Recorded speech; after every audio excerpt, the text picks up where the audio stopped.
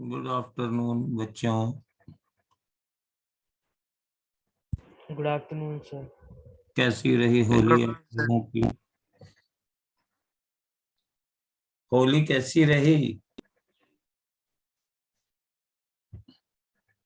ठीक रही सर। और कल का पेपर कैसा रहा? वो ज्यादा अच्छा नहीं गया सर।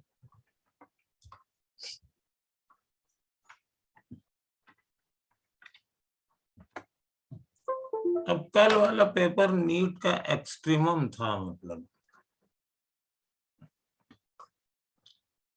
मतलब नीट का पेपर इससे अधिक कठिन नहीं आ सकता। इस टाइप से था। एक्सप्लेन हो रहा है पेपर कायदे से यूट्यूब पे कि उसको एक्सप्लेन करने के बाद कुछ डाउट्स रह जाते हैं। हो गया था सर, एक्सप्लेन तो हो गया था। नहीं हो तो गया था, उसके सारे जो लूप होल्स होते हैं वो क्लियर हो जाते हैं उसके बाद। क्योंकि दरअसल हम जब पेपर बनाते हैं तो एक एक क्वेश्चन के पीछे कई कई रीजन होते हैं। लगाना पड़ता है बस वही सर, वापस देखने के बाद। अच्छा, तो इलेक्ट्रोस्टैटिक में हम लोगों ने, मैंने सारी पीडीएफ पोस्ट कर दी थी तुम लोगों को होली के बाद। तो हम लोग इलेक्ट्रिक फील्ड और पोटेंशियल रिंग की वजह से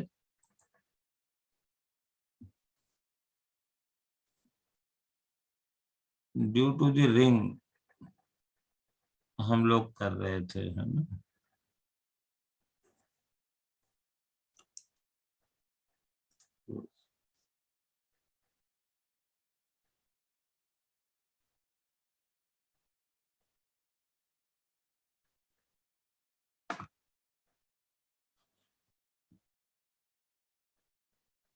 electric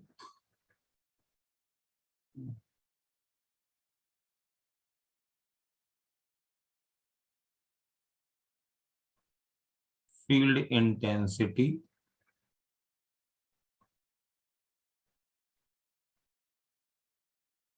and potential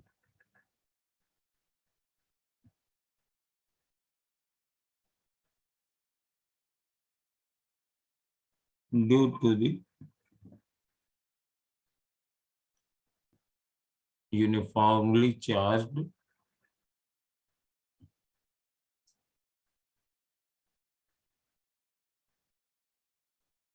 circular ring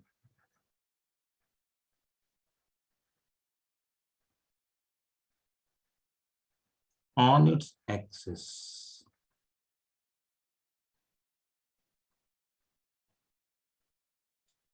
जैसे ये रिंग है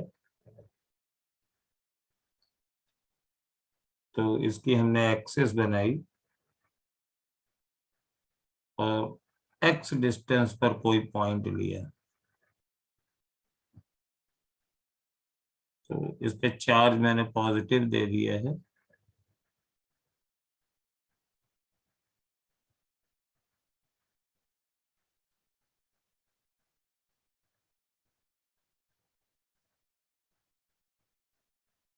पॉइंट पी पर electric field will directed along this, और ये ई का फॉर्मूला था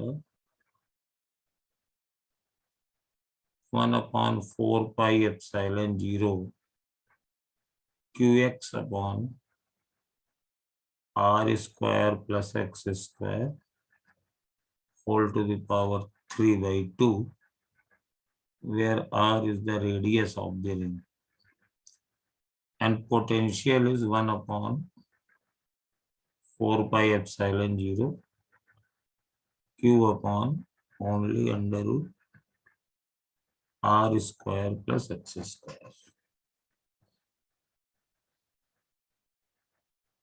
अब देखो यहां से इलेक्ट्रोस्टैटिक की जो स्टडी है वो कई डिफरेंट वे में कराई जाती है।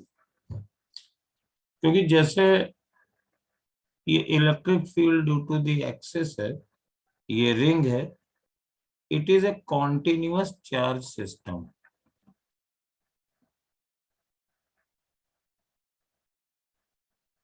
और कॉन्टिन्यूअस चार्ज सिस्टम में मैं अभी लिस्ट बना रहा हूं। एक तो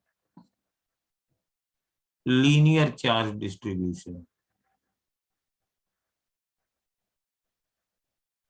लीनियर चार्ज डिस्ट्रीब्यूशन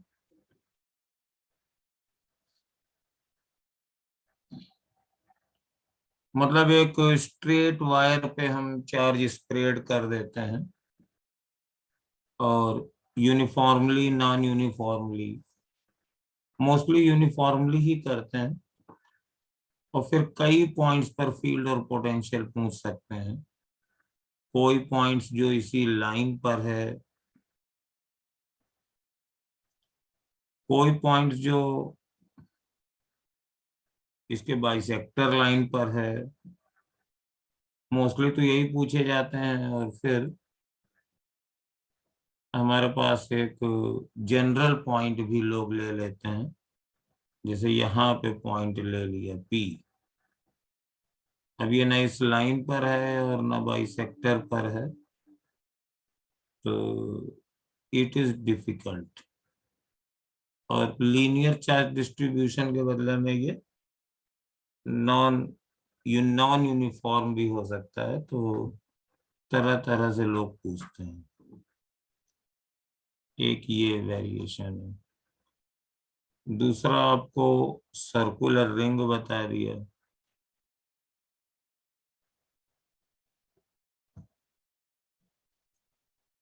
तीसरा इसमें बता दिया, ये अभी बताया नहीं है, सॉरी, जिसमें सर्कुलर डिस्क आ जाती है।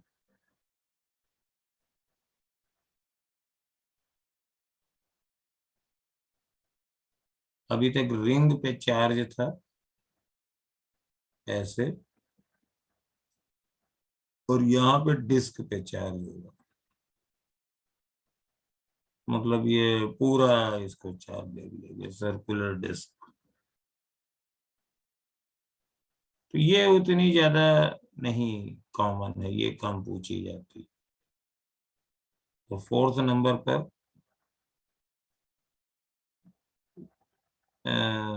इस thin spherical shell, thin spherical shell और सॉलिड स्फीयर।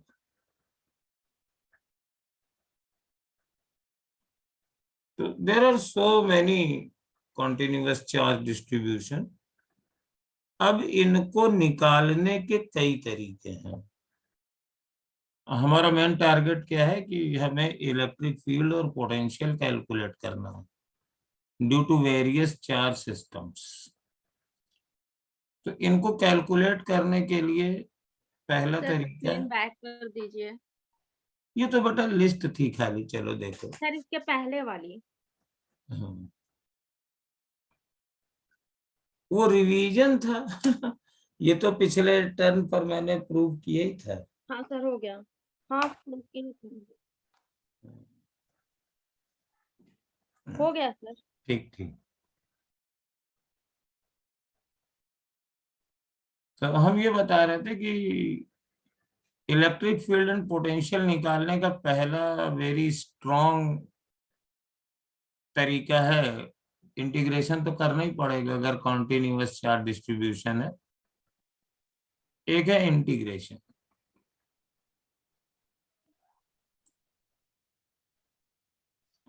किसी मतलब इसका बेसिक तरीका यह है कि आप पूरे के पूरे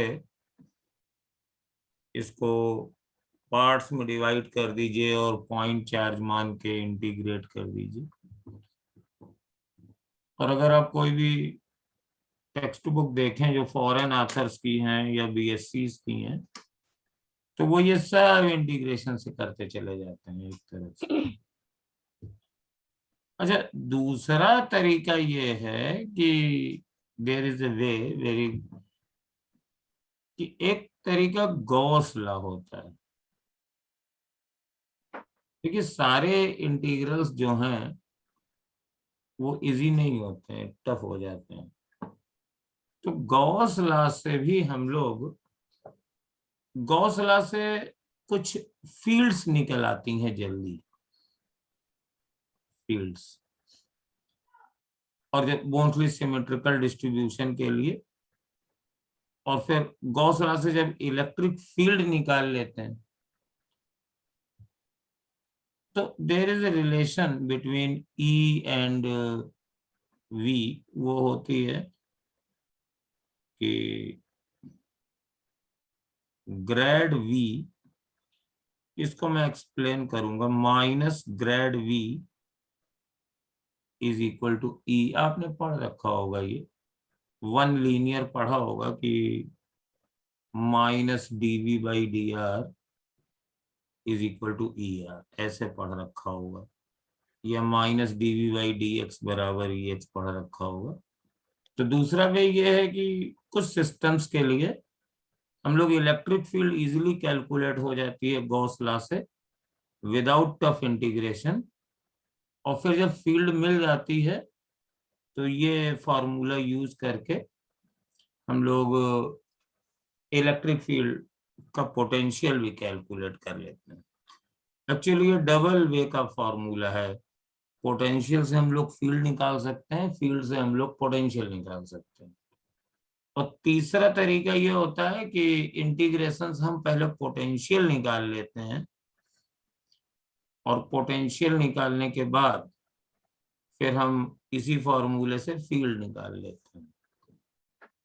तो आपकी टेक्स्ट बुक ने क्या किया है कि इंटीग्रेशन को उतने ज्यादा इम्पोर्टेंस नहीं दी है, और इस चैप्टर में इसके बाद सीधे इलेक्ट्रिक फ्लक्स इंट्रोड्यूस कर दिया। तो हम लोग अभी इलेक्ट्रिक फ्लक्स इंट्रोड्यूस नहीं कर रहे हैं, और एक चार सिस्टम इन्होंने बाद में लिया है, वो सब आप लोग जानते हैं। और वो होता है इलेक्ट्रिक डाइपोल। तो आज हम लोग पहला काम इलेक्ट्रिक डाइपोल इसको करेंगे। इलेक्ट्रिक डाइपोल आप लोग जानते ही हैं क्या होता है, लेकिन जब हम इसमें आपको बताएंगे तो आपको बहुत सारी चीजें ऐसी मालूम होंगी जो आप नहीं जानते होंगे। इलेक्ट्रिक डाइपोल की जो फॉर्मल डेफिनेशन होती है वो हम लोग यही पढ़ते हैं कि when two equal and opposite charges, when two equal and opposite charges are placed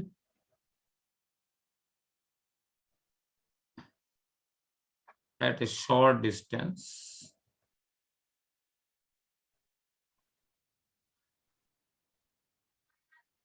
electric dipole is formed. Electric dipole is formed. जैसे ये हमारे पास माइनस क्यू चार्ज है और यहां से कुछ डिस्टेंस पे प्लस क्यू चार्ज रख दें, और इनके बीच की डिस्टेंस 2l मान लेते हैं। कन्वेंशनली d भी मान सकते हैं, 2l मानते हैं तो वही मान रहे हैं। तो ये एक इलेक्ट्रिक डाइपोल है, और ये इलेक्ट्रिक डाइपोल P बराबर होता है ट्वाइस QL, और इसकी डायरेक्शन होती है from negative to positive charge. तो ये इलेक्ट्रिक डाइपोल की एक प्रॉपर्टी है, मतलब ये डेफिनेशन है। इतना तो हम लोगों को 12th स्टैंडर्ड से मालूम ही होना चाहिए। और यूनिट निकाल सकते हो, कूलम मीटर यूनिट हो जाएगी, ये वेक्टर क्वांटिटीज है, और इसी के अलॉन्ग ये इसका डाइपोल मोमेंट हो जाएगा। Distance is quite small. अब इसका एग्जाम्पल, कोई मुझे इलेक्ट्रिक डाइपोल का एग्जाम्पल बता सकता है?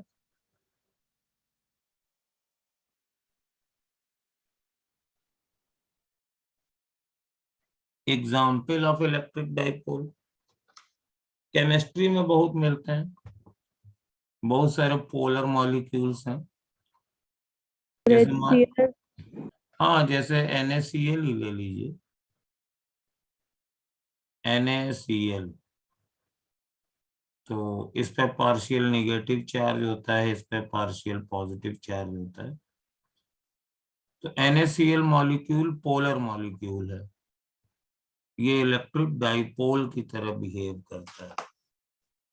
हालांकि जो डाइपोल मोमेंट की डायरेक्शन है, केमिस्ट्री वाले Q/D बताते हैं, और वो डायरेक्शन पॉजिटिव टू निगेटिव बताते हैं, अगर आपने बॉन्डिंग कायदे से पढ़ी हो तो। Yes sir. लेकिन फिजिक्स में इसका उल्टा है। फिजिक्स में हम लोग इलेक्ट्रिक डाइपोल की डायरेक्शन नेगेटिव चार्ज से पॉजिटिव चार्ज की ओर हम लोग लेते हैं। और दूसरी बात यह है कि इलेक्ट्रिक डाइपोल वेक्टरली ऐड होता है। तो मैं आपको पहले टाइप्स ऑफ क्वेश्चंस के थ्रू चलता हूं। मान लीजिए कि ये मेरे पास एक प्लेन दिया हुआ है,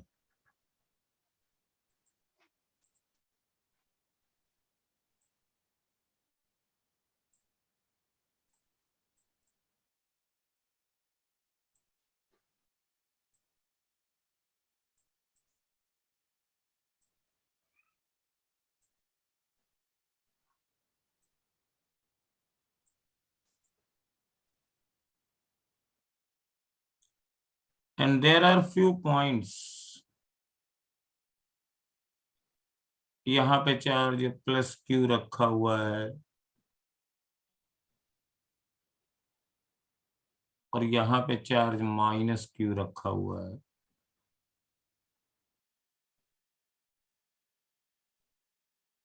कोऑर्डिनेट भी बता दूं, इसके कोऑर्डिनेट हैं 0A, इसके कोऑर्डिनेट हैं 0B, और यहाँ पर एक चार्ज +Q यहाँ पे भी रखा हुआ है ओरिजिन पे। और मुझे बताना है कि what is the electric dipole moment of this system. What is electric dipole moment of the system.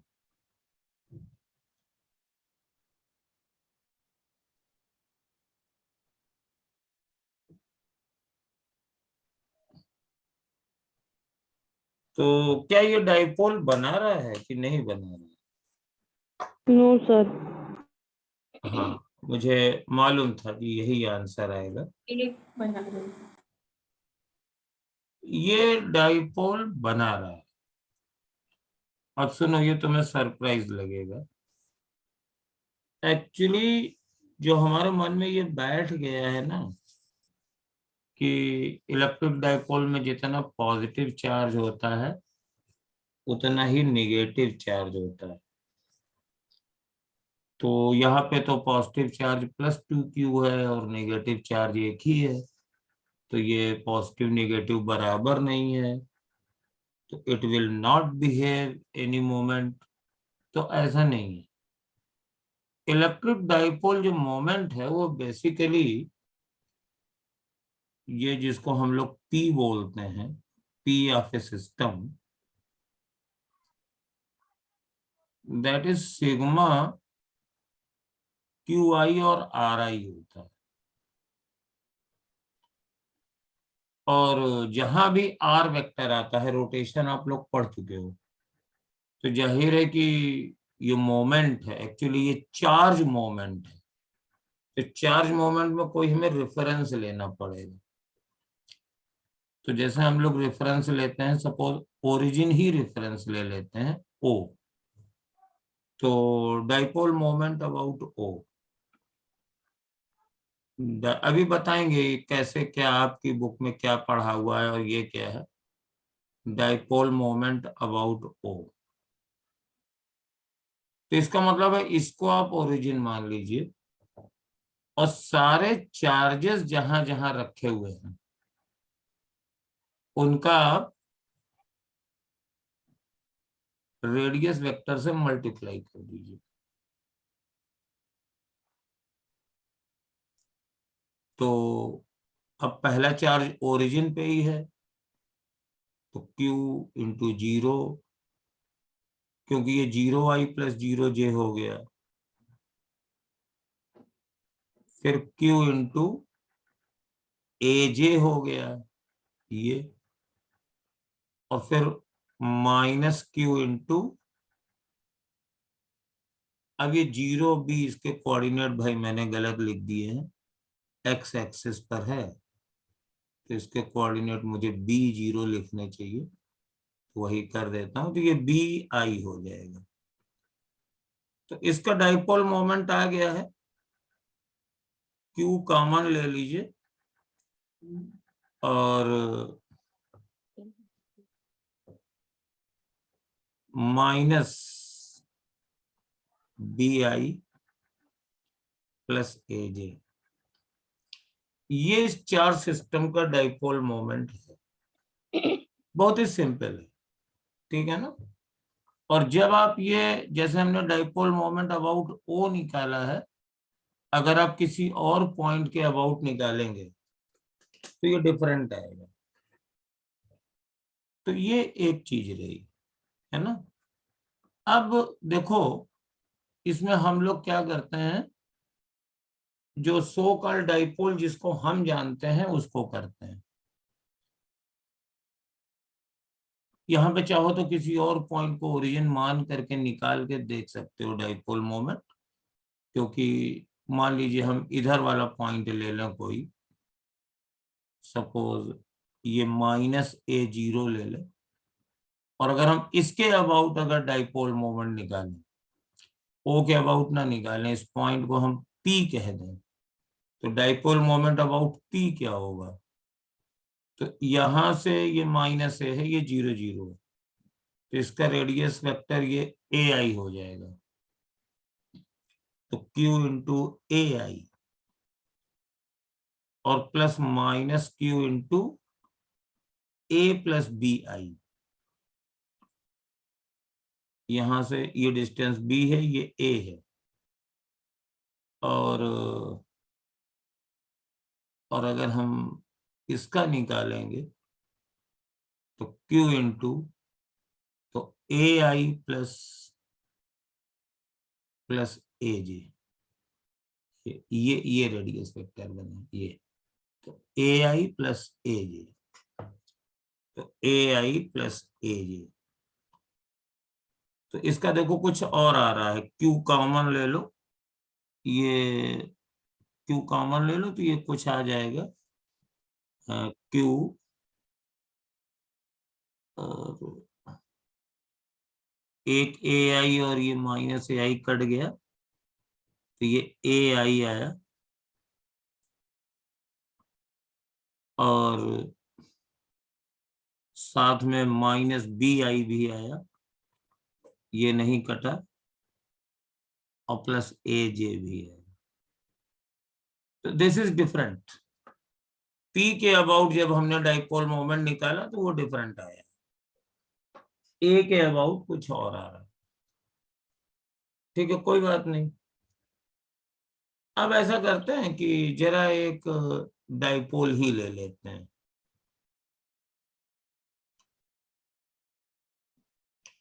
ये मान लीजिए मैंने Q -Q लिया है, ये कोऑर्डिनेट है इसका AB, और एक ये प्लस Q लिया है, इसका कोऑर्डिनेट है BA। कुछ भी ले सकते हैं, CD ले सकते हैं, CD ले लो, वही नंबर ना लो, ये -Q है, ये प्लस Q है। प्लस क्यू आई है ऑलरेडी रिटन, ये प्लस क्यू। अब इसका जब डाइपोल मोमेंट हम निकालेंगे तो आप किसी भी पॉइंट के अबाउट निकालो, ओरिजिन के अबाउट निकालो चाहे किसी भी पॉइंट अबाउट के निकालो। तो देखो जैसे यहां पर अगर चले तो माइनस क्यू ओरिजिन के अबाउट लिख रहे हैं, तो minus q a i plus b j और plus q times c i plus d j. अब यहां से क्यू कॉमन ले लो तो देखो आ जाएगा सी माइनस ए आई और plus d minus b j. और देखो ये वाला वेक्टर कौन सा है, ये वाला वेक्टर ये वाला है, ये। अब यहां पे ये खासियत है, क्योंकि सिग्मा क्यू 0 है ना, तो अब आप किसी भी पॉइंट के अबाउट अगर आप डाइपोल मोमेंट लोगे तो यही आने वाला है। तो dipole moment of A system, dipole moment of the system such that sigma q is equal to 0 is independent from the choice of origin.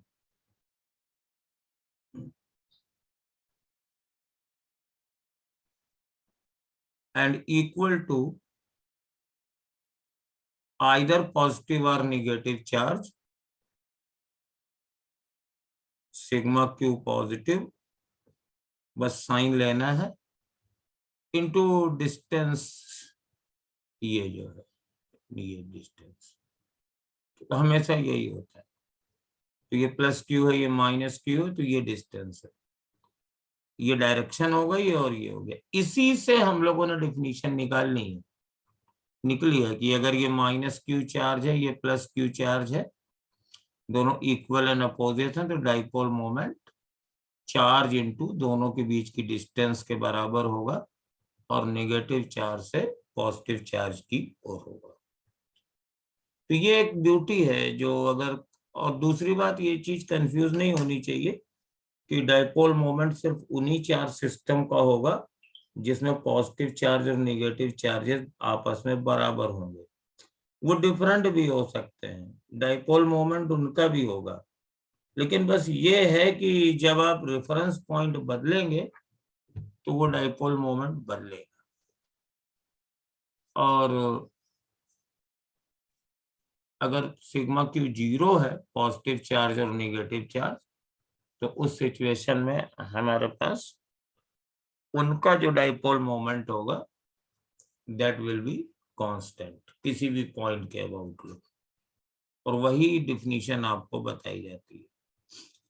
तो ये हमने आपको डाइपोल मोमेंट की हिस्ट्री और ओरिजिन सब बता दिया, और इसके साथ ही जो सबसे सिंपल तरीका होता है वो भी आपको एक बता दें। ये नीट में आया था, तब नीट नहीं था शायद, एक्चुअली ये क्वेश्चन आया हुआ है पेपर का। यहाँ पे माइनस क्यू चार्ज रखा हुआ था 0A पे, यहाँ पे शायद ये नहीं आया था, कोई और आया था दूसरे तरीके का। यहाँ भी माइनस क्यू चार्ज था 0 माइनस A पर, और एक ये प्लस 2Q चार्ज था B0 पे। और मुझे इस सिस्टम का इलेक्ट्रिक डाइपोल मोमेंट बताना था। शायद वहां पे एक चार्ज यहाँ था, एक चार्ज यहाँ था, एक चार्ज ओरिजिन पर था, यस ऐसा था। तो अब जब इसका जो निकालना होता है ना, देखो जो ज्यादातर नीट और सिंपल बोर्ड लेवल में आते हैं, तो टोटल जितना माइनस चार्ज है उतना टोटल प्लस क्यू भी है। -2q ये माइनस क्यू है, ये माइनस क्यू है, ये प्लस 2q है ना। तो स्टूडेंट क्या करते हैं कि इसको तोड़ना शुरू करते हैं, कहते हैं इसको क्यू क्यू मान लीजिए, तो एक डाइपोल इधर बन गया, एक डाइपोल इधर बन गया, फिर उसका मोमेंट निकालते हैं। तो इसका बहुत ही सिस्टम सही है, आपको कुछ करने की जरूरत नहीं है। देखिए माइनस क्यू, इसका रेडियस वेक्टर हो जाएगा a j, minus q minus a j, ये देखिए माइनस क्यू माइनस एजे, और प्लस 2q बी आई।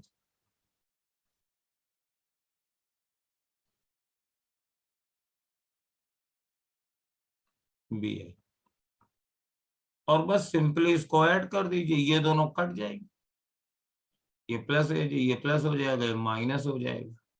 आंसर हो जाएगा 2qbi। ये इलेक्ट्रिक डाइपोल मोमेंट और ये इसकी डायरेक्शन। अब इसको कितने तरीके से टीचर्स बताते हैं, कितनी ट्रिक्स बताई जाती हैं, मैं सब बारी बारी से लेता हूं। कोई कहेगा निगेटिव चार्ज सेंटर निकाल लो, तो देखिए जैसे सेंटर ऑफ मास निकाला जाता है, तो प्लस 2q तो यहाँ है ही है, इसके कोऑर्डिनेट भी 0 है। अब ये जितना ऊपर है उतना नीचे है, तो इसका सेंटर ऑफ चार्ज यहाँ आएगा, तो टोटल चार्ज यहाँ -2q मान सकते हैं। अब इसका डाइपोल मोमेंट निकाल लो, तो कितना बनेगा 2q, और इनके बीच की डिस्टेंस b, और डायरेक्शन वही माइनस से प्लस, यानी आई वेक्टर वही आ रहा है। और कुछ टीचर क्या करते हैं, कुछ बुक्स में क्या करते हैं, कहते हैं इसको डाइपोल्स में तोड़ दो, इसको प्लस क्यू कर दिया, इसको भी प्लस क्यू, मान लिया ये 2q चार्ज है, तो तुम्हारे पास एक डाइपोल ये बना, दूसरा डाइपोल ये बना, तो पता चला इसका डाइपोल मोमेंट क्या होगा, ये माइनस है ये प्लस है, तो ये ऐसे होगा। तो इधर लिख दिया भाई, चार्ज हो जाएगा q, और उसके बाद डिस्टेंस, ये a है ये b है, तो √a² + b²। दूसरे का डाइपोल मोमेंट ये हुआ q, √a² + b²।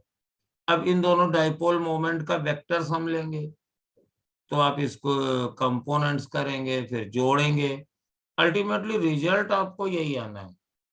तो अगर इस टाइप का क्वेश्चन आपके नीट में रिपीट होता है, पहले भी ये आ चुका है, मैं वो वाला क्वेश्चन भी मुझे याद आ गया है, अभी मैं उसको भी लेता हूँ। तो आपको ना चार्ज सेंटर निकालने की जरूरत है, ना कुछ निकालने की जरूरत है, आपको सिंपली सारे चार्जेस को उनके रेडियस वेक्टर से मल्टीप्लाई करके ऐड कर देना है, and you will get very soon. जो नीट में एग्जाम्पल आया था वो मुझे याद आ गया है, देखिए क्या था, √2p हाँ बेटा सुनाई नहीं पड़ा, बोलो।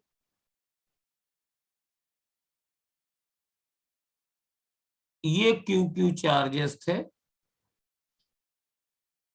ये 0a पर था, और ये a0 पर था, और यहां पर -2q चार्ज था, ऐसे शायद ये आया था।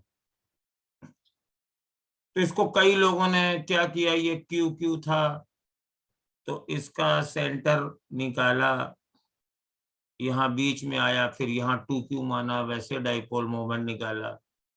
कुछ लोगों ने कहा कि इसको -2q को -q कर लो, तो दो डाइपोल बन जाएंगे, QA इधर बन जाएगा, QA इधर बन जाएगा, तो फिर उनका रिजल्टेंट लिया तो QA √2 आया। आपको कुछ करना ही नहीं है। देखिए Q into AJ plus Q into AI, और इसका तो जीरो ही हो जाएगा, लिखने की कोई जरूरत नहीं है। तो QA under root I plus J निकल आए। और अगर मैग्नीट्यूड चाहिए तो इसका मॉड ले लो, तो इसका तो मैग्नीट्यूड जानते ही हो, डाइपोल मोमेंट का मैग्नीट्यूड कितना हो जाएगा, QA अंडर रूट 2। बस दैट्स ऑल। डायरेक्शन क्या होगी, I प्लस जे वाली डायरेक्शन ये वाली हो जाएगी, जरा इधर ये। तो इट इज ए वेरी, मतलब ये कई बार एग्जाम में पूछा गया है, और इसको खामखा हम लोग बड़े लंबे लंबे तरीके से करते हैं। इसके बाद सेकंड में होता है कि which one is polar, which one is non polar. तो which is polar and which is non polar. तो ये मैं बता दूं कि ये फिजिक्स का क्वेश्चन नहीं है, ये ज्यादातर केमिस्ट्री में पूछा जाता है। जैसे H2O मॉलिक्यूल पोलर है और BF3 मॉलिक्यूल नॉन पोलर है, तो हम इसको पता कैसे लगाएंगे। तो इसको पता लगाने का तरीका ये होता है कि आप इसको स्ट्रक्चर लिखिए जो बॉन्ड केमिकल बॉन्डिंग में पड़ा है। तो BF3 तो भाई ऐसे होता है, क्यों भाई, अब मेरी हेल्प करो। Yes sir. BF3 का मॉलिक्यूल प्लेनर होता है शायद, और sp2 हाइब्रिडाइजेशन होता है इसमें। Yes sir. तो ये 3 F आ गए। अब देखो, fluorine is most electronegative atom, तो ये बोरान है, तो पार्शियल चार्ज ये पेयर इधर जाएगा, तो delta minus delta minus delta minus इधर आएगा, और 3 डेल्टा प्लस इसमें आ जाएगा। अब ये 3 डाइपोल ऐसे बन गए, एक ऐसे बन गया, एक ऐसे बन गया, एक ऐसे बन गया। तो इनका रिजल्टेंट 0 है, क्योंकि 3 इक्वल वेक्टर 120 डिग्री पर लगे हुए हैं, तो ये नॉन पोलर हो गया। और अगर H2O का लगेंगे तो H2O में ये ऐसे रहता है, और ये एंगल 109 नहीं होता है, लगभग 104 डिग्री से 105 डिग्री के पास में रहता है ये। और यहाँ पे 2 लोन पेयर भी रहते हैं, और इधर HH रहता है। ये मोस्ट इलेक्ट्रोनेगेटिव, तो डेल्टा प्लस, और यहाँ पे 2 डेल्टा माइनस, और यहाँ पे जो डाइपोल बनेंगे ऐसे बनेंगे, और इनका रिजल्टेंट 0 नहीं आएगा, यानी ये वाला मॉलिक्यूल पोलर हो गया। तो इसको निकालने के तुम लोगों को केमिस्ट्री के सर लोगों ने और भी तरीके बताए होंगे, बट बेसिक हमने तुमको बता दिया है। इसमें एक क्वेश्चन और भी आता है, वो भी बता दें आपको। सर हाँ, सर ऊपर वाला जो क्वेश्चन आपने कराया सर, उसमें डायरेक्शन अगर स्टेटमेंट में आता है तो क्या होगा? इस वेक्टर जैसे की जो डायरेक्शन आप लिख यस सर, सकते हो कि नहीं। ये जो डाइपोल मोमेंट आया है ये वेक्टर फॉर्म में आया है ना, यस सर, यस सर। तो ये इसका मैग्नीट्यूड, डाइपोल मोमेंट का मैग्नीट्यूड होगा वो QA बाई रूट 2 है। और डायरेक्शन के लिए क्या होगा, I प्लस जे, तो I प्लस जे डायरेक्शन किधर बनेगी, दोनों के कोफिशिएंट बराबर है ना। इसको ऐसे लिख लो भाई, अंडर रूट 2 अंडर रूट 2, ठीक है। अब डायरेक्शन आएगी। एक्चुअली जब चार्ज को आप रेडियस वेक्टर से मल्टीप्लाई कर दोगे तो आपको डाइपोल मोमेंट मैग्नीट्यूड और डायरेक्शन सहित वेक्टर फॉर्म में मिल जाता है।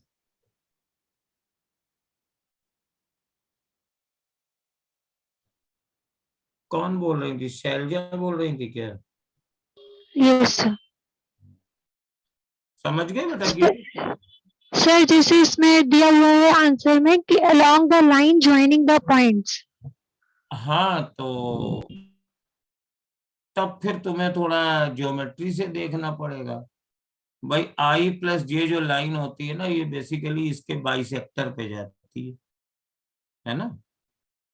आई प्लस जे वेक्टर कैसा बनता है, इधर आई इधर जे, तो ये जो लाइन जाती है ये दोनों बराबर वाली पे होती हैं। तो यहाँ पे 0 a है, यहाँ पे a 0 है, तो ये बीच वाला पॉइंट क्या होगा, a/2 हो जाएगा। तो डायरेक्शन ऐसे लिखोगी, along the line joining the origin and point a/2 and a/2। वो तो इसका ज्योमेट्रिकल इंटरप्रिटेशन हो गया, है ना। Yes, sir. अच्छा, इसमें ये भी देखना पड़ता है कि एक तो ऑप्शन में ये भी होता है कि मतलब आंसर किस फॉर्म में है। जैसे इस क्वेश्चन को अगर तुम्हारे फॉर्म में लिखा जाए, डायरेक्शन इस तरीके से दिया हो, तो ये वाला तरीका ज्यादा सही रहेगा। यहाँ -2q है और ये q है, तो इन दोनों का सेंटर निकाल लिया, तो सेंटर बिल्कुल बीच में ही तो आएगा, तो इसका ये मिडिल पॉइंट हो जाएगा a/2। तो यहाँ पे 2q हो जाएगा, तो डायरेक्शन ओरिजिन से इस पॉइंट को मिलाने वाली लाइन के अलोंग हो जाएगा। तो उसमें आपको कम कैलकुलेशन पड़ेगा। कभी कभी इस फॉर्म में लिख देते हैं, ये पूछ देते हैं या ये पूछ देते हैं, तो सबसे मोस्टली सिंपल तरीका यही ज्यादातर काम में आता है। अच्छा, एक तरफ चीज और होती है, शैलजा तुम ही बताओ बेटा, ये जैसे मान लो ये HCl का मॉलिक्यूल है, ये पोलर है कि नॉन पोलर है? पोलर है सर। पोलर है सर। हाँ पोलर है। तो मान लीजिए इसका डाइपोल मोमेंट हमने माना, निकाल लिया, और डाइपोल मोमेंट आ गया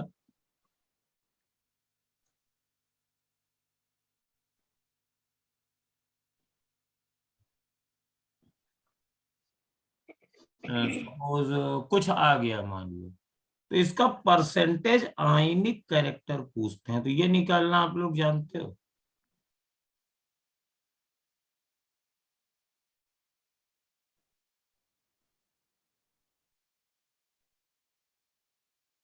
ये आपको केमिकल बॉन्डिंग में पढ़ा आपने?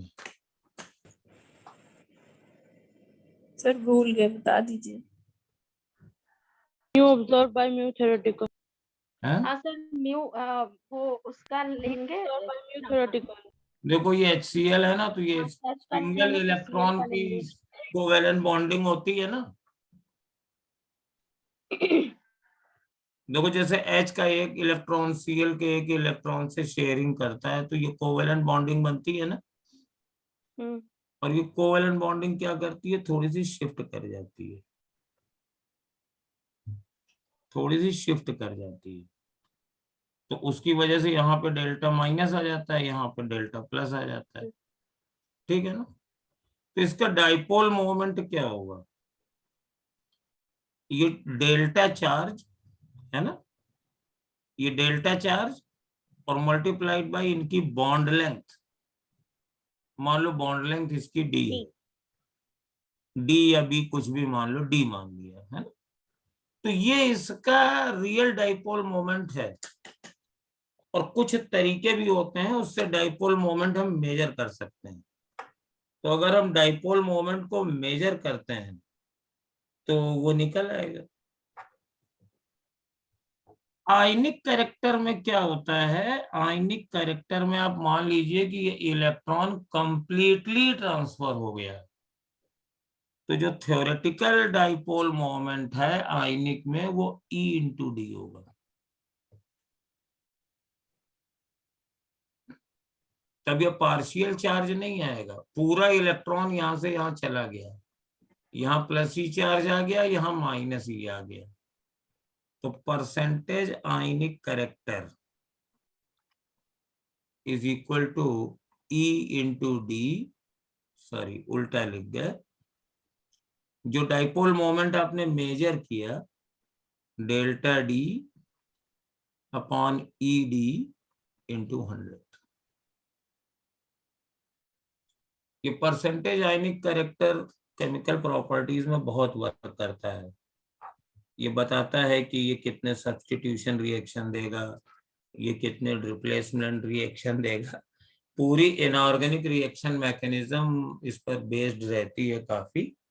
हालांकि हम लोग उसको थ्योरेटिकल करते हैं केमिस्ट्री में, उतनी कैलकुलेशन में नहीं जाते हैं, but it depends a very major role. और ये बेटा थोड़ा सा मैं क्या बताऊं, आई एम वेरी सॉरी, मैं थोड़ा आउट ऑफ सिलेबस चला गया। ये फिजिक्स में नहीं पूछा जाएगा, ये परसेंटेज आयनिक कैरेक्टर पूछा जाएगा तो तुम लोगों से सिर्फ केमिस्ट्री में ही पूछा जाएगा। बेसिकली उसमें दो तरीके के क्वेश्चन पूछते हैं। परसेंटेज आयनिक कैरेक्टर दे करके इसका डाइपोल मोमेंट, इसकी बॉन्ड लेंथ दे देते हैं। जैसे सर कह हम तो दिए, उसमें ऐसे निकालते हैं mu B minus mu A upon 2 करके हाँ निकालते हैं, हाँ, 100 ये करके। कह दिया ना, ये ए बी है, इसकी बॉन्ड लेंथ दे दी डी। सपोज ये कहा कि 1.54 एंगस्ट्रॉम है, डी बराबर, और कह दिया कि इसका जब डाइपोल मोमेंट मेजर किया गया तो ये इतनी डिबाई आया और परसेंटेज आयनिक कैरेक्टर इतना है, तो इस टाइप से वो कुछ पूछ देते हैं। तो वो केमिस्ट्री में पूछा जाता है। एनीवे हम लोग क्या करते हैं कि ये डाइपोल ले लेते हैं, ये डाइपोल लिया माइनस क्यू और ये प्लस क्यू। अपना काम हम लोग थोड़ा जल्दी कर लेंगे क्योंकि हमें मालूम है कि ये ज्यादातर लोगों को मालूम होगा। तो यहाँ पे दो चार लाइनें डिफाइन की जाती हैं, वो तुम लोगों के नाम मालूम है?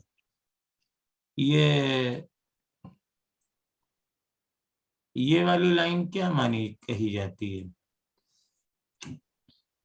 तो एक्स एक्सिस ही मानेंगे। रूही बताओ भाई। सर ऐसे तो इसको एक्स एक्सिस मानेंगे। Sir axial line. इसको एक्सियल लाइन बोलते हैं, एक्सियल लाइन, हाँ। Axial line. और यहाँ पे अगर कोई पॉइंट होता है तो उस पॉइंट को क्या बोलते हैं? And on position. Axial position भी कहते हैं, वो तो लाइन के नाम पे ही बोल देते हैं। अदरवाइज इसको बोलते हैं एक्सियल पोजीशन। तो can you calculate axial position? यहाँ पे डिस्टेंस तुम लोगों को दी जाएगी, डिस्टेंस दी जाएगी तुम लोगों को इसके मिडिल पॉइंट से, मिडिल पॉइंट से ये डिस्टेंस आर दी जाएगी। और इनकी जो डिस्टेंस है ये एल एल, ये तो हम लोग 2L मान के चलते हैं। तो यहाँ पर इलेक्ट्रिक फील्ड और पोटेंशियल क्या आप दोनों कैलकुलेट कर सकते हो? Yes sir. बहुत ही सिंपल है। कैसे कैलकुलेट करते हैं? जैसे दो पॉइंट चार्जेस का सुपरपोजिशन करते हैं, है ना?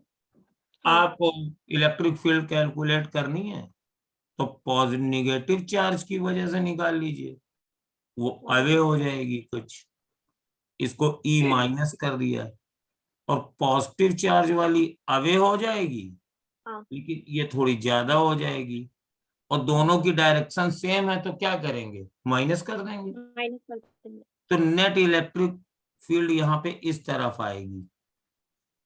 और ये कितनी आती है तो मैं लिख दे रहा हूं, E प्लस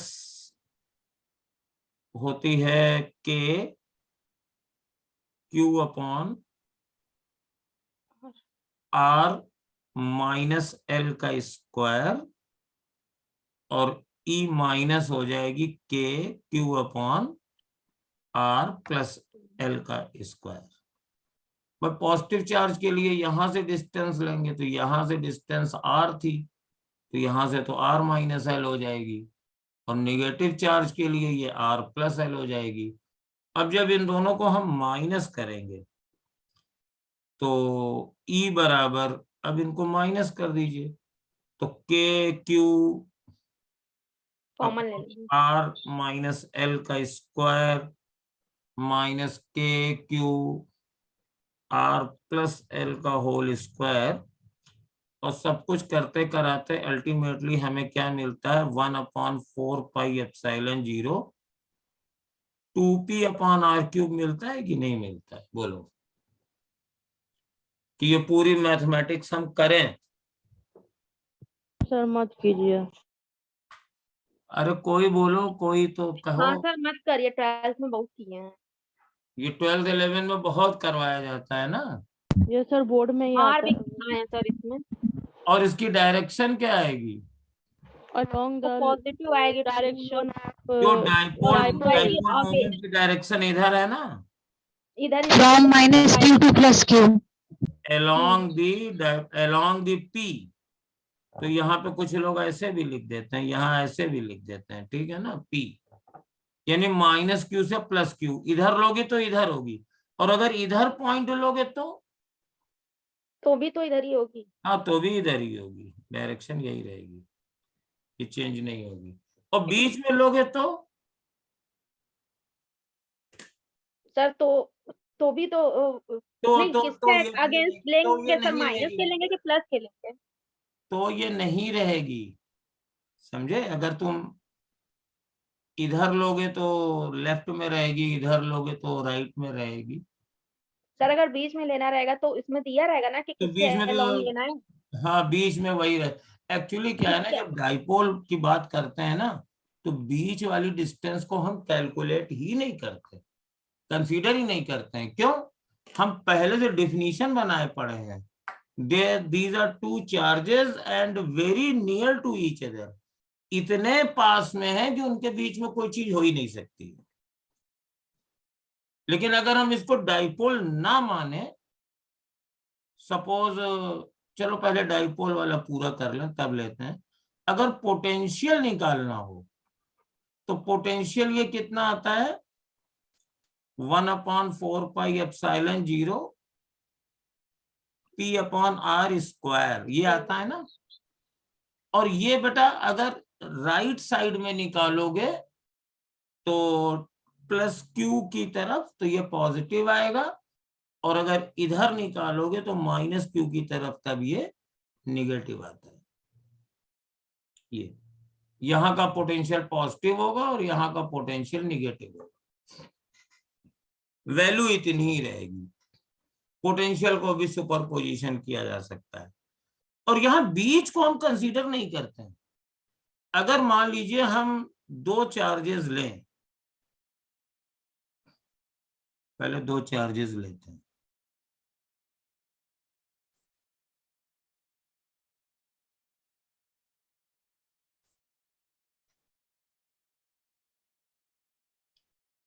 एक चार्ज ये लिया, -q लिए, और एक चार्ज यहाँ +q लिए, और इनके बीच की डिस्टेंस हम 2l ही ले रहे हैं, but distance is not very small. यहाँ पे हम मान लेते हैं x = 0 है, दिस इज x = 0, और a ले लेते हैं, चलो x = a, ये ले लिया x = -a। और सपोज अब हम इलेक्ट्रिक फील्ड निकाल रहे हैं, तो जैसे मान लो यहां पे निकालें इधर, तो यहां इलेक्ट्रिक फील्ड कितनी आएगी? इस जगह पे +q के इधर चले, इस रीजन में इलेक्ट्रिक फील्ड कितनी आएगी? तो हम +q से ये डिस्टेंस मान लेते हैं x, जनरल डिस्टेंस मान लिया। तो +q की वजह से इलेक्ट्रिक फील्ड मेरे पास आगे होगी, और -q की वजह से ये टूवर्ड्स होगी। लेकिन क्या तुम इस बात को रिकॉग्नाइज करोगे कि +q वाली फील्ड हमेशा ज्यादा होगी? क्योंकि ये वाला पॉइंट +q के पास में है, तो रिजल्टेंट हमेशा इधर ही आना है ना। तो ये फील्ड कितनी आएगी?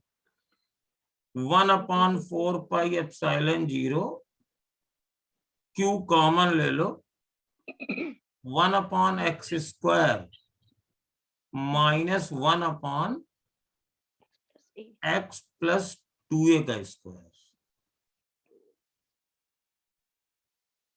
ये आई फील्ड।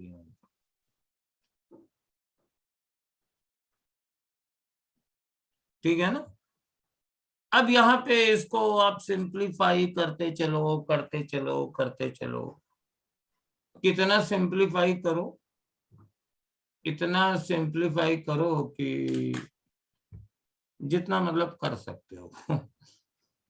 तो Q अपॉन 4πε0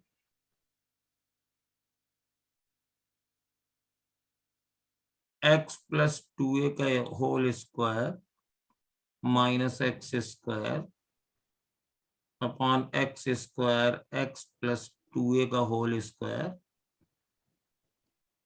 इसके हम लोग फैक्टर कर देंगे Q अपॉन 4πε0, और जब फैक्टर करेंगे तो a प्लस b, तो 2x प्लस a आएगा,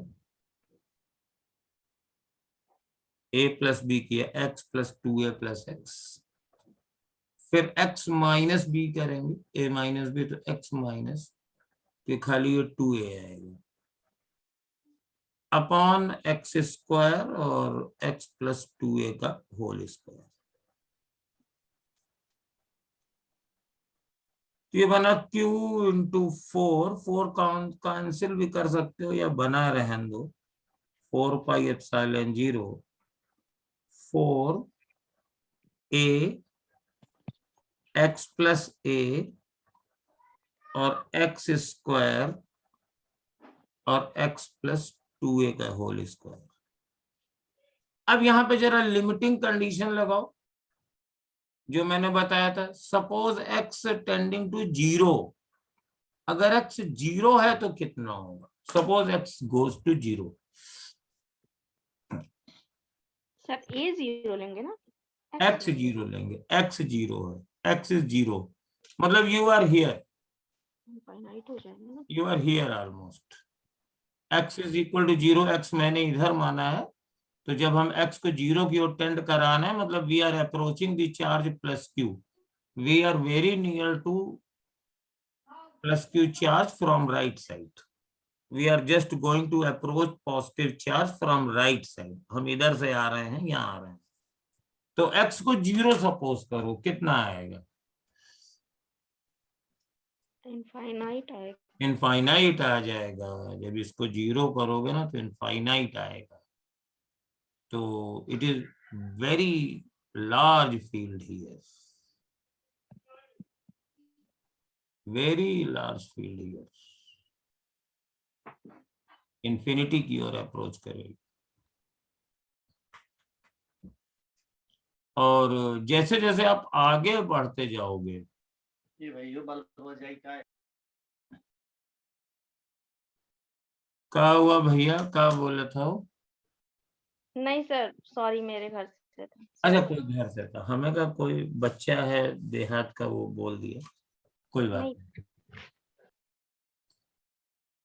तो अब यहाँ पे मान लीजिए suppose x is very large, x बहुत बड़ा है, इंफिनिटी नहीं है, बहुत बड़ा है, तब क्या होगा, आप a को x के कंपैरिजन में छोड़ दो, तो ऊपर x आएगा और नीचे हमारे पास x क्यूब आ जाएगा, x की पावर 4 है तो ऊपर x और नीचे ही।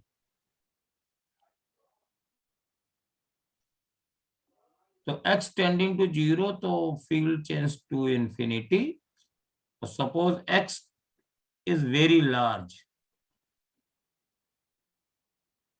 तो यहाँ पे a को x की कंपैरिजन में निगलेक्ट कर दो, तो आ जाएगा q upon 4a, q upon 4πε0, 4a, a को छोड़ दिया x अपॉन एक्स स्क्वायर और ये भी एक्स स्क्वायर, तो ये आ जाएगा q अपॉन 4πε0। और यहाँ पे बहुत ही इंटरेस्टिंग चीज है, देखना, ये नीचे आ जाएगा एक्स क्यूब, ये x है और ये x की पावर 4 है, नीचे आ गया एक्स क्यूब और ऊपर 4a। ऊपर 4 है। तो ये कैसा बिहेव कर रहा है?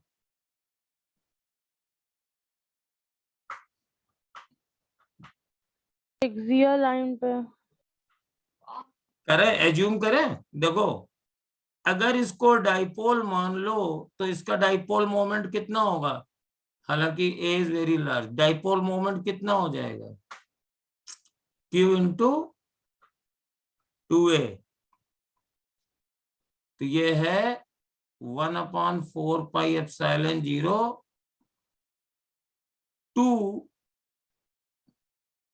Q into 2a upon x cube. यानी तब ये एक डाइपोल की तरह बिहेव करेगा बहुत लार्ज डिस्टेंस पर, और डाइपोल यहां सेंटर पे रखा हुआ माना जाएगा। डिस्टेंस हमारे पास यहां से, बहरहाल x बहुत बड़ा होगा तो ये फील्ड लगभग 0 की ओर टेंड होगी, कम होती जाएगी, और उसके बाद फिर धीरे धीरे इंफिनिटी पे ये 0 हो जाएगी। तो ग्राफ गोज लाइक दिस, ऐसे। सर और अगर आप इलेक्ट्रिक फील्ड, अब मैं थोड़ा सा जल्दी समराइज कर दूंगा, अगर मैं इधर की ओर बढ़ूंगा तो ये इलेक्ट्रिक फील्ड ऐसे जाएगी, ऐसे। सर इसमें एक डाउट पूछना है। एक मिनट बेटा, ये फिगर थोड़ी गलत बना दी मैंने। ये फील्ड ऐसे जाएगी, राइट? हाँ बोल, अब डाउट पूछो। यहाँ पे मुझे समझ में नहीं आता है कि ये Q/4πε0 और 4a/x³ है, तो सर 4 से 4 कैंसिल क्यों नहीं कर देते हैं? इसके पीछे कोई बड़ा रीजन नहीं है। एक्चुअली सारे फार्मूलों में 1/4πε0 एज ए कांस्टेंट आता है। Yes sir.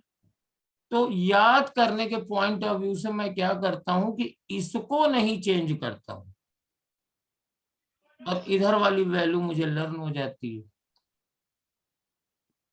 ठीक। कहीं कैंसिल होता है, कहीं नहीं होता है। तो ये मेमोरी सर के मुझे पॉइंट ऑफ, सर मैं आज मेमोरी तक के पॉइंट ऑफ व्यू कंफ्यूजन से हम इसको एज इट इज रखते हैं, बाकी टर्म याद कर लेते हैं, तो मेरा काम थोड़ा इजी हो जाता है। यस। काटने को हम काट सकते हैं। तो फिर सर पाई की अलग वैल्यू रखनी पड़ेगी, फिर एप्सिलॉन नॉट की अलग वैल्यू रखनी पड़ेगी। हाँ, वो भी अलग रखना पड़ेगा, और यहाँ मैं सीधे इसको 9 × 10⁹ से रिप्लेस कर दूंगा वैल्यू निकालने में। एक रीजन ये भी है। अब अगर बीच में चलोगे तब इलेक्ट्रिक फील्ड कैसी आएगी? तो अगर आप बीच में चलोगे ना, तो ये इलेक्ट्रिक फील्ड देखो यहाँ पे, जैसे बीच में निकालो, तो ये इलेक्ट्रिक फील्ड इसकी वजह से टूवर्ड्स होगी, इसकी वजह से अवे होगी, तो ये लेफ्ट में आ रही है, ये राइट में नहीं आ रही है। और यहाँ पे बहुत ज्यादा होगी, यहाँ पे बहुत ज्यादा होगी, लेफ्ट में, सब जगह लेफ्ट में आएगी, क्योंकि नेगेटिव चार्ज इसको पुश करेगा और ये पॉजिटिव चार्ज पुश करेगा, और नेगेटिव चार्ज इसको अट्रैक्ट करेगा। तो इसका ग्राफ कुछ यहाँ पे इलेक्ट्रिक फील्ड मिनिमम होगी, तो इट गोज लाइक दिस, ये ऐसे। तो यहाँ पे ये, इसको मैं अगले पेज पे जरा ठीक ढंग से बना देता हूं कि अगर ये -q चार्ज है, ये +q चार्ज है, और अगर हम डाइपोल ना माने तो इलेक्ट्रिक फील्ड ऐसे, ऐसे और ऐसे आती है।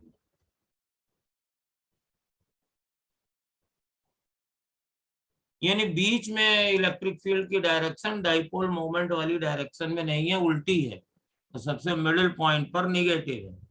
लेकिन डाइपोल के बीच की डिस्टेंस बहुत ही छोटी होती है, तो बीच वाली हम बात ही नहीं करते हैं। तो राइट साइड और लेफ्ट साइड दोनों में डाइपोल मोमेंट की डायरेक्शन में होती है, और as we move away from the charges, ये लगातार डिक्रीज करती चली जाती है। ओके। पोटेंशियल का भी अगर इसको निकालने की कोशिश करें तो तुम लोग भी इसको ट्राई कर सकते हो घर पे। यहां मैंने ये इलेक्ट्रिक फील्ड वाई एक्सिस पे ली थी और पॉजिटिव डायरेक्शन, पॉजिटिव फील्ड का मतलब था टुवर्ड्स राइट, डाइपोल मोमेंट की डायरेक्शन।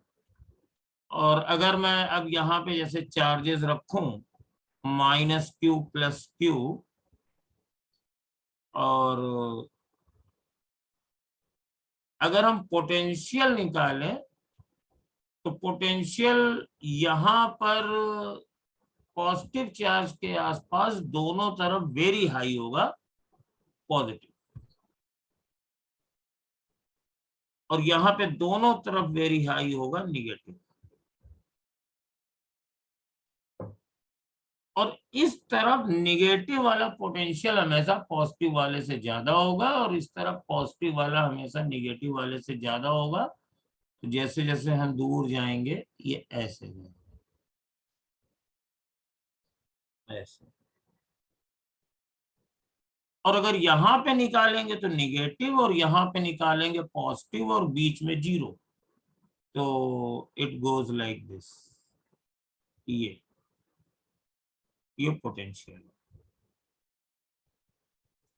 ये पोटेंशियल कट, यहाँ पे हमने पोटेंशियल वर्सेस निकाला है। किसके लिए निकाला है? निगेटिव और पॉजिटिव चार्जेस के लिए।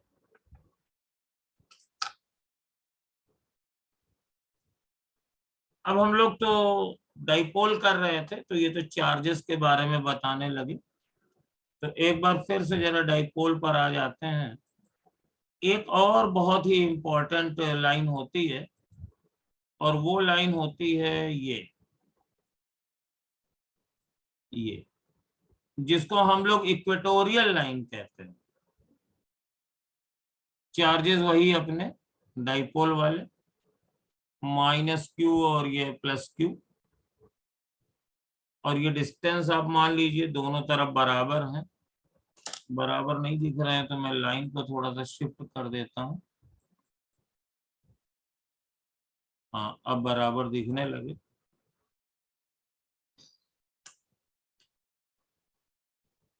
ये L डिस्टेंस मान लेते हैं यहाँ से, ये L0 है और ये -L0 है। तो इस पॉइंट को हम लोग बोलते हैं इक्वेटोरियल लाइन।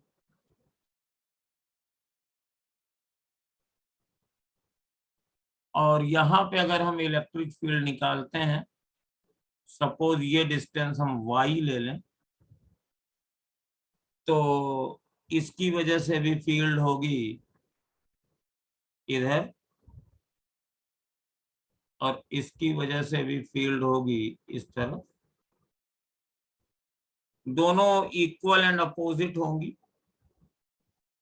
मैग्नीट्यूड में बराबर हो जाएंगी और ये हो जाएगी E = K Q/, अब ये डिस्टेंस तो L है, ये Y है, L² + Y², इसका स्क्वायर हो गया।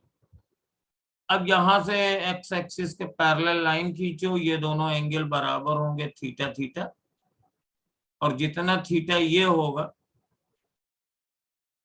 उतना ही थीटा तुम्हारे पास ये भी होगा, वर्टिकल अपोजिट एंगल, उतना ही ये भी थीटा होगा, उतना ही ये भी थीटा होगा। और इसके कंपोनेंट करेंगे तो E sin theta component cancel हो जाएंगे, E cos थीटा कंपोनेंट जुड़ जाएंगे, तो नेट इलेक्ट्रिक फील्ड इस तरफ आएगा। तो net electric field will be E cos theta का डबल, तो 2K मतलब वही 1/4πε0 और Q L² + Y², और cos थीटा अगर लिखना है तो दिस इज Y,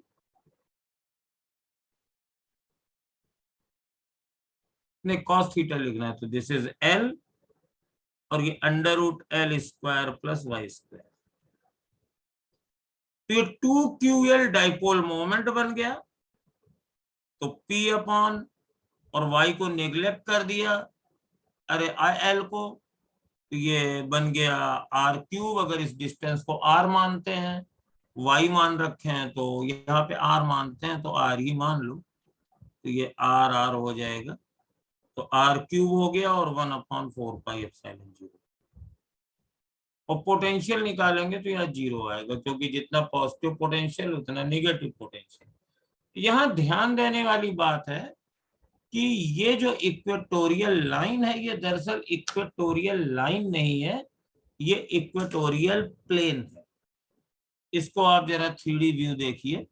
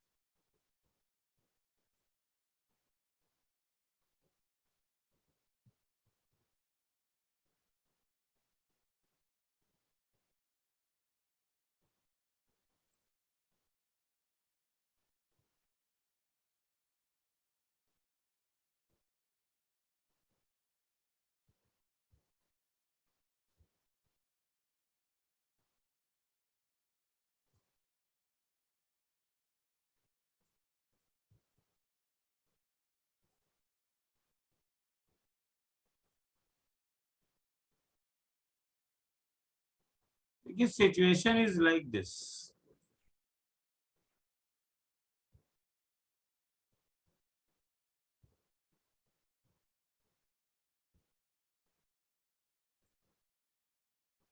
जैसे ये दो चार्जेस रखे हुए थे,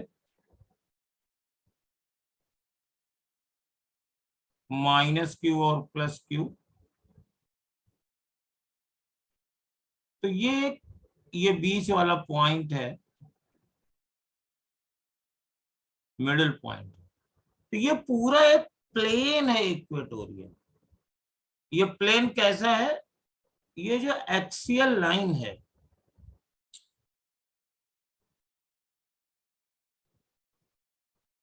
इक्वेटोरियल लाइन, ये इक्वेटोरियल प्लेन है।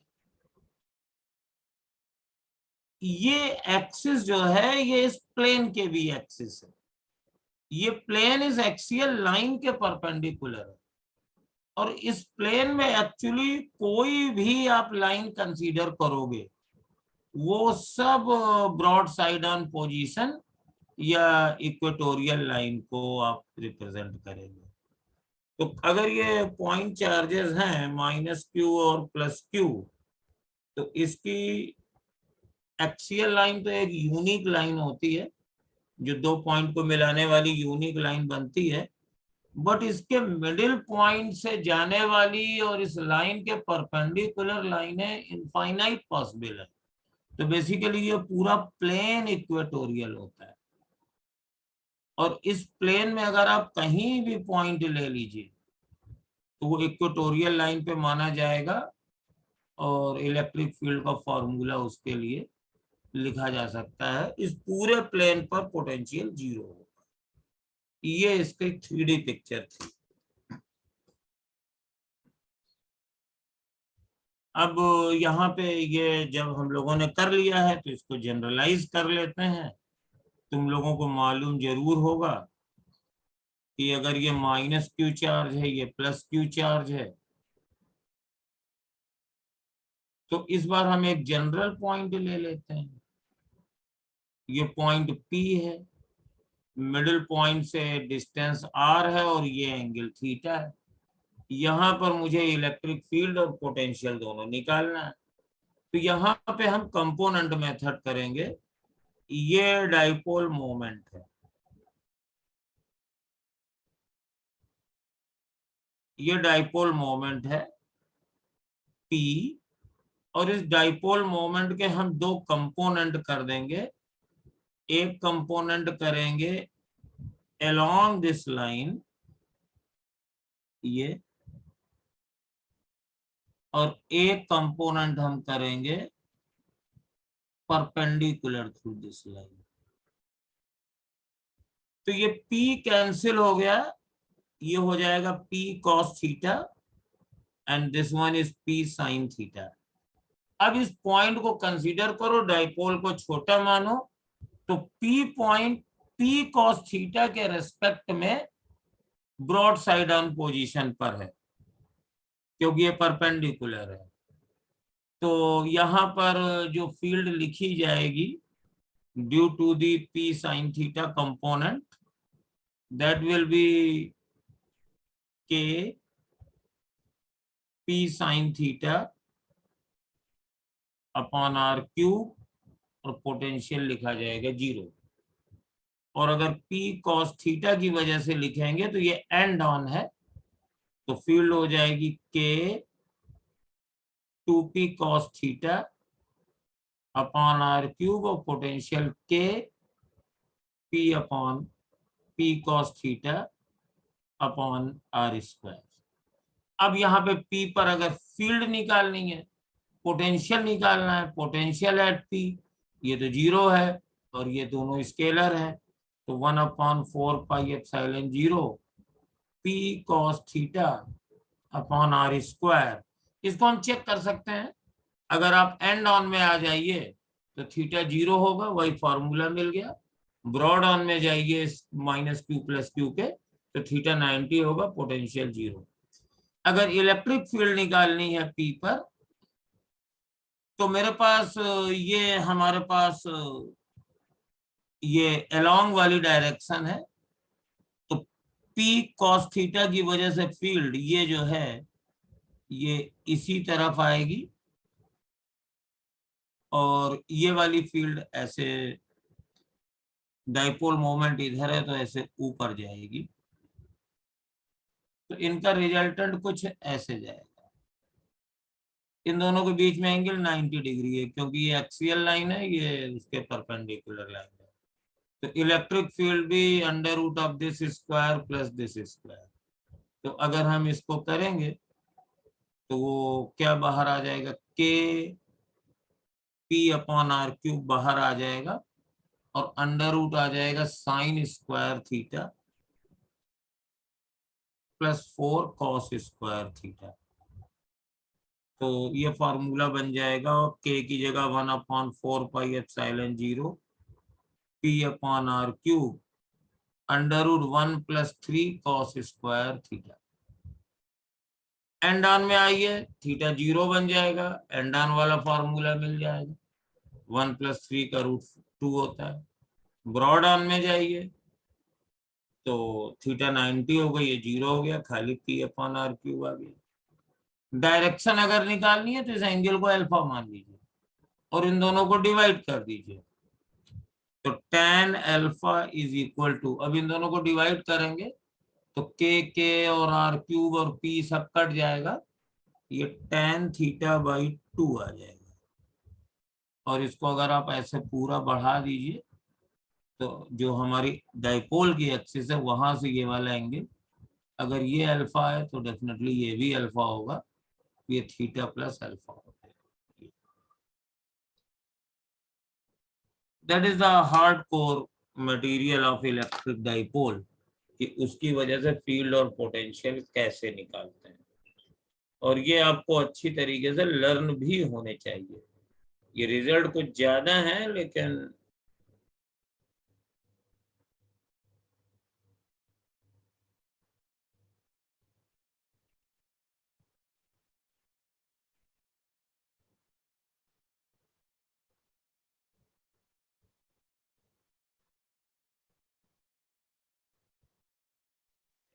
सर हाँ, सर यहाँ पे 4 cos स्क्वायर कैसे आया है? ये 2 cos थीटा का स्क्वायर है ना, अच्छा ठीक। तो ये जनरल वाला फॉर्मूला याद नहीं रहता है, और जब इसके क्वेश्चंस हम लोग करेंगे तो फिर समझ में आएगा। तो आज मैंने डाइपोल करा दिया है, और आज इतना ही रखेंगे क्योंकि 5 मिनट में नया नहीं शुरू करेंगे, फिर इसकी पीडीएफ भेज देते हैं आज। Okay, thank you. Thank you sir. Thank you sir. Thank you. Thank you, sir.